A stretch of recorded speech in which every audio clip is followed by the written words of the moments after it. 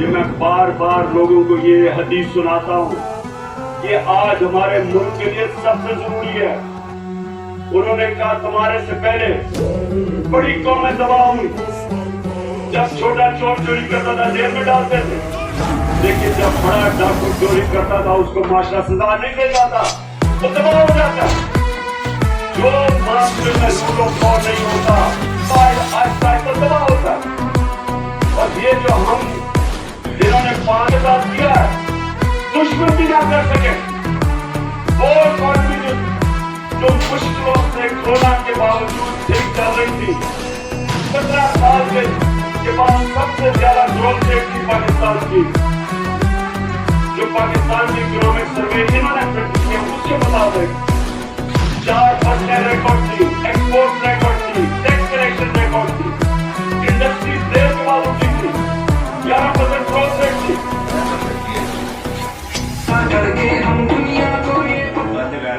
تو کیسے یہ چوروں کو فیصلہ باز جدھر مزدور نہیں ملتے تھے، آج 20% ٹیکسٹائل انڈسٹری بند ہو گئی، کسان اسلام آباد میں پہنچے ہوئے، کسانوں کے ٹیوبل کے ریٹ آسمانوں پہ، کھادوں کے ریٹ آسمانوں پہ۔ آج پاکستان کی فوڈ سیکورٹی کا مسئلہ بنا ہوا ہے، اور صرف ان کو فائدہ ہے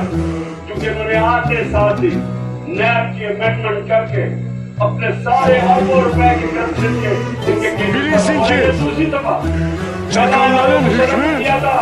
اور اب یہ دوسرا انارو لے کے چوری مدد کر رہے ہیں اور ملک کا برادہ کر رہے ہیں۔ اس لیے میں آج آپ کے پاس آیا تھا اور میں یہ چاہتا ہوں کہ دیکھیں آپ کا بہت بڑا رول ہے، آپ کی ذمہ داری ہے اس ملک کے رول آف لا کے لیے کھڑا ہونا۔ اتنا بڑا ظلم ہو کہ آپ کے سامنے جن کے اربوں روپے کے کیس معاف کیے جا رہے ہیں، ہمارا سپریم کورٹ کے اندر میرا کیس پڑا ہوا ہے، یہ نیا آرڈیننس جو نیا امینڈمنٹ کے خلاف، لیکن مجھے اپنے پاکستانی کی ضرورت ہے اپنے ملک کے لیے۔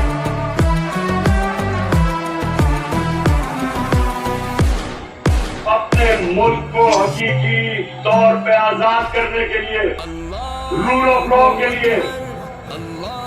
رول آف لا، انصاف، یا حضرت علی رضی اللہ تعالیٰ نے کہا تھا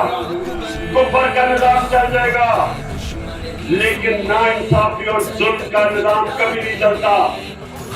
اس ملک میں مجھے لوگ کہتے ہیں کہ کیسے پاکستان کو دلدل سے نکالیں گے۔ میں آپ کو گارنٹی کرتا ہوں کہ جو بیرون ملک پاکستانی ہیں، 1 کروڑ پاکستانی باہر ہیں، ایک دفعہ یہاں ہم اپنا قانون ٹھیک کر دیں، ہم رول آف لا امپوز کر دیں، کانٹریکٹ انفورسمنٹ کر دیں، میں آپ کو کہتا ہوں کہ صرف 5 لاکھ کی بیرون ملک پاکستانی انویسٹمنٹ کر دیں، آپ کو IMF کی ضرورت نہیں پڑے گی، آپ کو کسی سے بھیک مانگنے کی ضرورت نہیں پڑے گی۔